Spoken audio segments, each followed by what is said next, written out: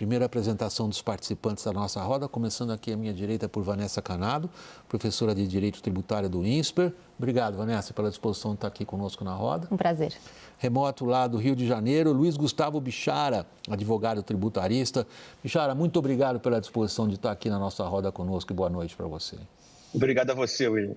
Daniel Rittner em Brasília, meu boa noite. Thaís, querida, aqui à minha esquerda, no estúdio, na Avenida Paulista. Vamos à reforma tributária, o primeiro aspecto dela que a gente vai abordar, essa reforma, o relatório que regulamenta a reforma, perdoem, foi divulgado hoje pelo Grupo de Trabalho na Câmara dos Deputados. O primeiro aspecto é o imposto seletivo. Vamos chamar de imposto do pecado, que o pessoal lembra melhor do que essa expressão imposto seletivo. Ainda sem alíquota definida ao imposto do pecado, esse imposto incidirá sobre, entre outros, apostas esportivas, exportação de petróleo, carros elétricos. A gente vai pegar isso em detalhe depois da reportagem de Gabriela Prado. Veículos, embarcações e aeronaves continuam na lista do imposto seletivo, o IS. O relatório, no entanto, retirou a tributação sobre caminhões. O motivo, segundo os parlamentares, é que a atividade produtiva do país depende majoritariamente destes veículos. Já os carros elétricos foram incluídos no imposto do pecado. Outra mudança está na inclusão das apostas esportivas online, as chamadas bets. O setor de games ficou surpreso ao ver que os jogos em que os participantes escalam times virtuais sem premiação financeira tenham sido enquadrados junto com as bets. Há ainda dúvidas sobre o real impacto disso, porque é um setor ainda não regulamentado e, por isso, não se sabe o potencial de arrecadação. Essa equiparação indevida que está sendo feita do fantasy à aposta vai trazer um imposto seletivo, pode trazer outros tributos mais graves que vão agravar mais a atividade e isso, o receio do setor é que, de fato, um setor de alto potencial possa estar perto do fim. Cigarros, bebidas alcoólicas e bebidas açucaradas continuam também com previsão da incidência do imposto seletivo, apesar da forte pressão do setor que vê contradições no fato de que os refrigerantes vão ser sobretaxados, enquanto o açúcar integra a cesta básica com tributação zero. O imposto seletivo atinge bens minerais como petróleo, gás natural e minério de ferro. Nesse caso, o conceito foi expandido para tributar ainda na importação. Segundo os deputados do grupo de trabalho, essa alteração precisou ser feita para garantir a igualdade de concorrência entre os produtos nacionais e importados. Por outro lado, a tributação na exportação do ferro e petróleo foram mantidas, o que preocupa os setores envolvidos. A gente se preocupa com a competitividade internacional do Brasil, né, como expoente na produção de petróleo, na atratividade de novos investimentos. Um dos pilares da reforma tributária foi a não oneração das exportações. Eu acho que isso vai contra o princípio da reforma tributária. Nos últimos dias, houve uma discussão entre os parlamentares sobre a inclusão de armas no imposto seletivo, mas sem acordo, elas continuam fora da lista.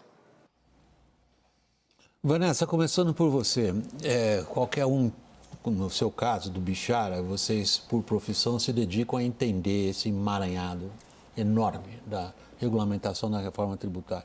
Os leigos como nós três aqui na roda, o Daniel, a Thaís e eu assumo que boa parte do nosso público também, se faz a seguinte pergunta, no fundo da cabeça. Esse imposto seletivo, ele cumpre de fato aquilo para o qual ele foi criado? Moldar comportamentos, punir, por exemplo, agressões óbvias à saúde das pessoas ou à saúde do planeta? Ou é só um truque para arrancar mais dinheiro do contribuinte? É curioso esse paradoxo que envolve o imposto seletivo, porque, em princípio, ele é criado para desestimular o comportamento, né? Por exemplo, na Inglaterra foi criado um imposto sobre bebidas açucaradas com mais de 50% de açúcar para desestimular o comportamento e imediatamente a indústria se ajustou não existia mais bebida tão açucarada e o imposto não arrecada nada. Agora, isso não acontece com as bebidas alcoólicas e com os cigarros, que são os clássicos impostos seletivos, e, obviamente, não vai acontecer com os carros, embarcações e aeronaves, que são o que a gente chama de bens inelásticos. Você não consegue deixar de consumir, né? Ou porque precisa, ou por outras razões, como a bebida e o cigarro. Então, acaba se transformando num imposto com caráter arrecadatório, né? E eu acho que a inclusão agora dos jogos deixou mais claro que o imposto seletivo veio um pouco para fechar a conta aí da alíquota do IVA, que ninguém quer que seja superior a 27%, já que 27% é a maior do mundo na Hungria. Então, acho que tem essa preocupação do que o critério jurídico que está balizando, dada essa última inclusão que me preocupou dos jogos eletrônicos. Bichara, deixa eu ver a sua avaliação. A pergunta é a mesma. Quando a gente considera do ponto de vista de contribuinte o que está sendo armado para cima de nós, justifica-se? William, boa noite a você, a Thaís, o Daniel, a Vanessa. Eu acho que houve aqui um exagero. Eu até achei positiva a notícia de hoje, de que agora haverá seletivo nas bets, porque de tudo que eu leio, essa coisa virou um vício nacional e praticamente não há uma contrapartida de arrecadação tributária, né? Isso acontece já há anos no Brasil e há anos não se tributa. Então, achei até positiva essa notícia, né? O que precisa aqui é um pouco de cuidado para que não se verifique aquele mesmo fenômeno que se dá hoje com o cigarro, onde a tributação é tão alta que o consumidor é praticamente jogado na informalidade, né?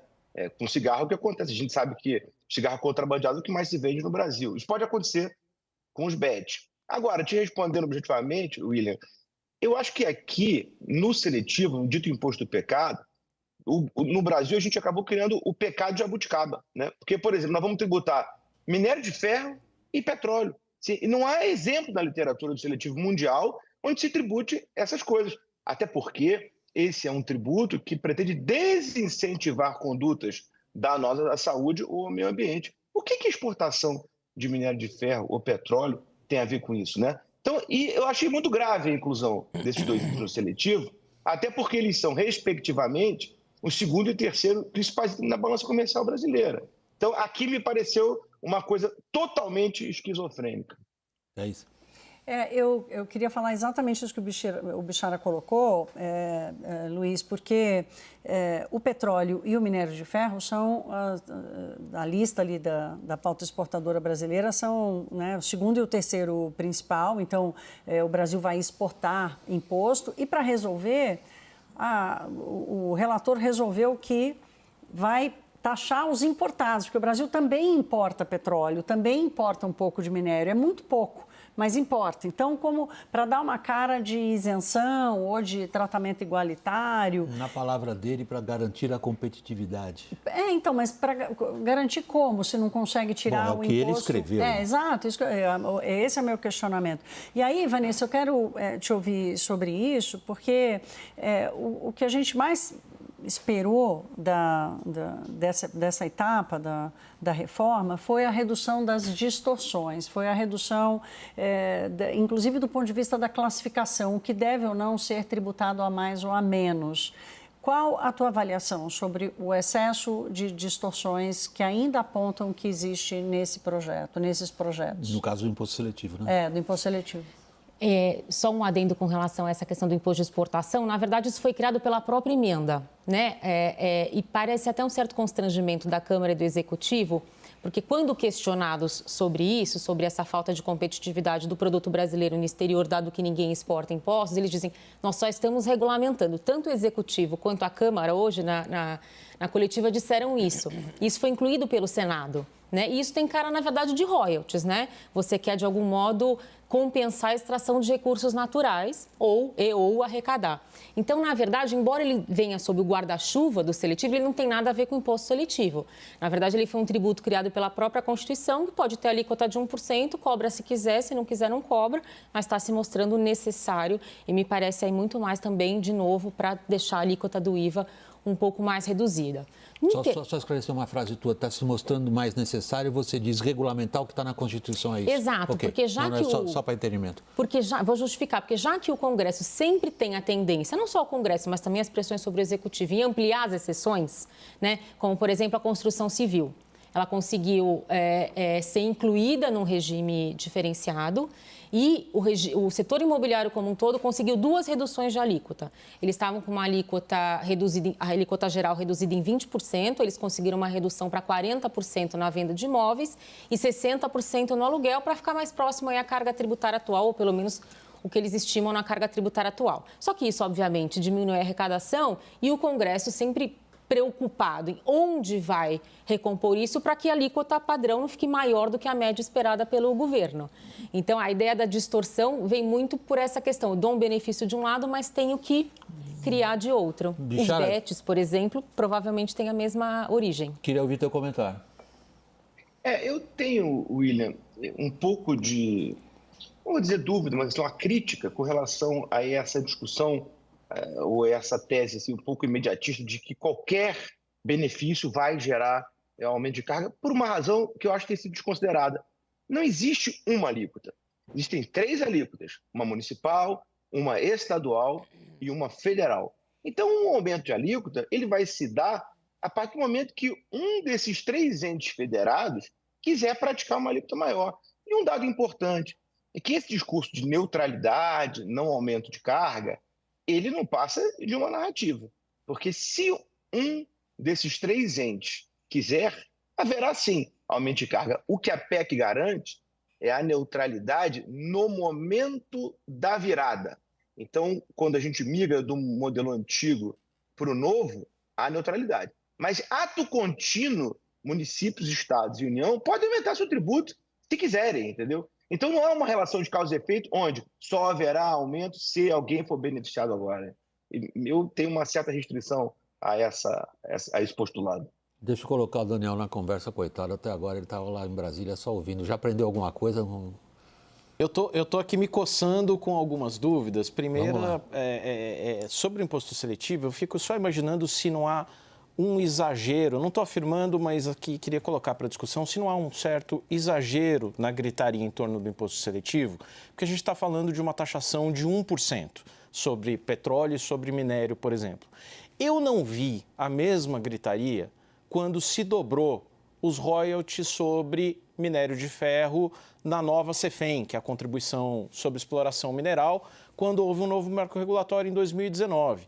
No fundo, é claro que o conceito é diferente, mas você tem um caráter ali que vai aumentar em 1%, né? Em 1 ponto percentual a taxação do petróleo e do minério. Por que a gente está nessa gritaria dos setores envolvidos neste momento, que é desproporcional à gritaria que a gente viu ali no novo marco regulatório de mineração, por exemplo?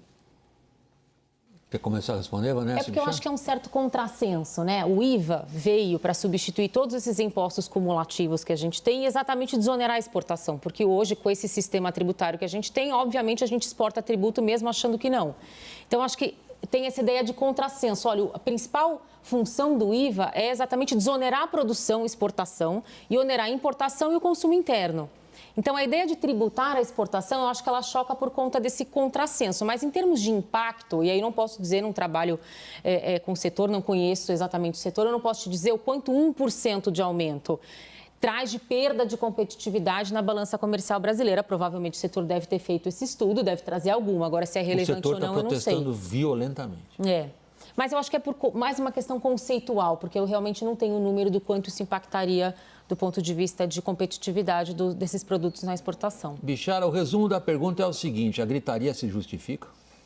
Eu acho que justifica muito. E aí eu vou discordar do meu prezado Daniel, porque essa tese, é pouquinho, tudo bem, não dá para fazer reforma tributária assim, né? Nós estamos discutindo, quero lembrar, um imposto que deveria gravar condutas indesejadas pela sociedade, aquelas que causam dano à saúde ou ao meio ambiente. E aí nós vamos terminar essa discussão tributando exportação de minério de ferro e petróleo, né? Quer dizer, violando um dogma, mas que não é nem jurídico, é da economia, que não se exporta tributo, né? Agora, tudo bem, nós queremos debater o aumento do ROD ou da CEFEM, é um debate que nós podemos ter tranquilamente. Agora, não via imposto seletivo. Bichara, Thaís aqui, deixa eu te perguntar sobre a inclusão dos carros elétricos. O que você achou disso? E eu também queria te ouvir sobre a reação dos setores envolvidos a esse projeto. Hoje teve era esperado, né, que ia ter gente insatisfeita, pouca gente satisfeita e muita gente insatisfeita. Como é que você acha que vai ser o debate até o final da votação na Câmara? Então, Thaís, tem uma coisa importante que a gente precisa lembrar: é o seguinte: esses projetos foram gestados por um grupo de trabalho do Executivo, onde o contribuinte não participou. O grupo de trabalho era formado por burocratas da União, do Estado e dos municípios. Então, esperar que alguém ali fosse defender o contribuinte é como esperar que vai ter passeata de peru em defesa do Natal, né? Então, eu acho que nós precisamos discutir nesse momento que o contribuinte não foi ouvido durante a elaboração desses projetos, ou pelo menos não foi ouvido da maneira que deveria. Então, eu acho que essa gritaria é normal e, aliás, quero abrir um parêntese, que é o seguinte: eu não consigo compreender essa pressa, né? A reforma tributária levou 50 anos para ser feita. Por que tem que ser votado o projeto em 2 semanas? Né? A transição só começa em 26. Nós poderíamos perfeitamente gastar mais alguns meses debatendo esse texto, amadurecendo o texto. Eu acho essa correria profundamente indesejada e até mais, acho que ela é injustificada, né? Eu acho que essa pressa caminha de mãos dadas com um crônico planejamento insuficiente das consequências. A questão do carro elétrico, que você me pergunta, eu fiquei um pouco impressionado, te confesso, porque se o imposto é destinado a tributar bens que sejam prejudiciais à saúde ou ao meio ambiente, até onde eu sei, o carro elétrico contribui com o meio ambiente, né? Então, teoricamente, deveria se dar o contrário, né? Acho que ele deveria ser incentivado, né? Eu confesso a você que, para mim, foi uma surpresa quando verifiquei essa inclusão hoje.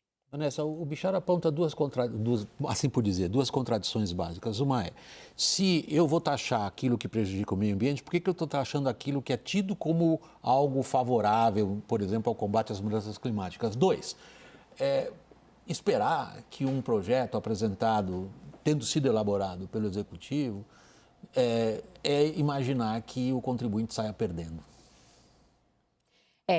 Bom, com relação à primeira questão, eu acho que a gente se perdeu na discussão do seletivo.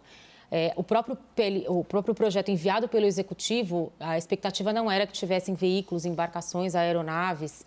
Era esperado talvez que tivesse o combustível fóssil, mas não propriamente gêneros que podem incluir ou podem não incluir a emissão de CO2. E aí, quando você perde um pouco o parâmetro daquilo que era esperado, todo mundo começa a achar relações indiretas com aquele guarda-chuva. Então, apostas esportivas é prejudicial à saúde ou ao meio ambiente? Olha, é prejudicial à saúde indiretamente, mas aí armas de fogo também.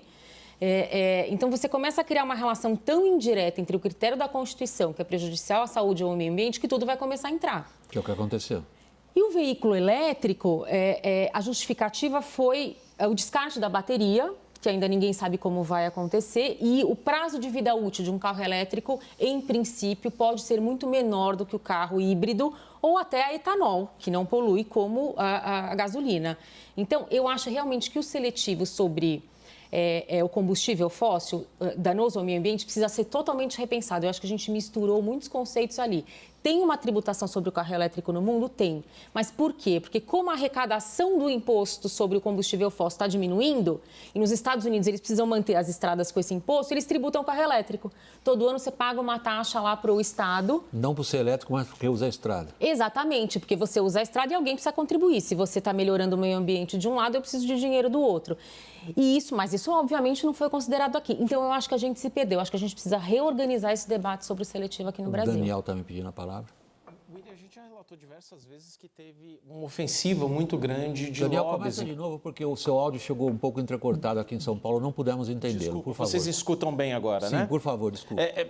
A gente já relatou diversas vezes aqui que houve uma ofensiva muito grande de lobbies empresariais no Congresso tentando amenizar a cobrança de impostos ali na reforma ou serem colocados como exceções. Vamos dizer que assim, um lobby que deu certo, que escapou do imposto seletivo, foi o de alimentos ultraprocessados, né? Nos últimos dias houve essa discussão, vai estar no imposto seletivo, não vai estar, porque são alimentos em tese prejudiciais à saúde. Por outro lado, eu fico pensando, quer dizer, quem que é o grande consumidor de biscoito recheado? né? Principalmente o mais pobre, porque são produtos mais baratos. Então, quer dizer, como é que vocês enxergam esse paradoxo de que você tem um alimento notadamente prejudicial à saúde, mas que se você taxar com o imposto seletivo, quem vai pagar mais a conta disso são os mais pobres? Como resolver esse dilema? Quer começar, Bichara? Quero. O Daniel tem razão, acho que isso é um paradoxo mesmo, porque se a gente for tributar o superprocessado, vamos tributar, por exemplo, salsicha. O pobre come macarrão com salsicha, não come com peito de frango nem filé mignon, né? Então, eu acho que a gente precisa entender um pouco a realidade brasileira para discutir esse tema do ultraprocessado e saber que nós vamos acabar encarecendo o orçamento do pobre. Agora, com relação aos bets, aí eu queria divergir aqui da Vanessa, porque é o seguinte, o bet causa um mal evidente à saúde mental. Inclusive, há uma doença diagnosticada e arrolada no rol da ANS chamada ludopatia, que é vício em jogos de azar. E eu estava vendo aqui agora uma pesquisa que 15% dos brasileiros admitem jogarem online e 60% dos que jogam admite que já faltou dinheiro em casa por força do jogo. Isso é muito grave. Ano passado, o jogo online movimentou 54 bilhões de reais no Brasil. Quanto se arrecadou? 0, o que é uma vergonha. Num país que tem um déficit de arrecadação como o nosso, que o governo deixe esse dinheiro na mesa, né? Então, eu achei particularmente muito feliz a inclusão das bets no seletivo, mas também senti falta das armas, aí vou concordar com ela. Eu acho também que, em termos de saúde, eu não consigo entender por que armas acabaram ficando de fora do seletivo. A gente vai ver um pouco. Você quer falar alguma coisa? A minha preocupação é que é exatamente isso, agradar uns e a desagradar os outros. Mas como é que a gente consegue um critério objetivo de modo que o legislador de plantão não possa criar relações diretas ou indiretas ou subjetivas na criação desse tributo sob a justificativa da saúde, mas, obviamente, sempre com a intenção de aumentar a arrecadação de forma politicamente muito viável, né? Porque é muito fácil politicamente instituir tributos que têm alguma relação direta ou indireta de danos à saúde ou ao meio ambiente. Então, minha preocupação é mais como eliminar essa subjetividade dentro do imposto seletivo. Vamos fazer o seguinte, vamos pegar um outro aspecto da reforma tributária que também é muito relevante para a gente entender diante do que nós estamos, que são as isenções, que é o outro lado da história do imposto seletivo. Como é que são definidas? Foi a boa parte da conversa aqui, sobretudo entre você e o Bichara, foi essa. Como é que se define isso? Como é que se define isenções?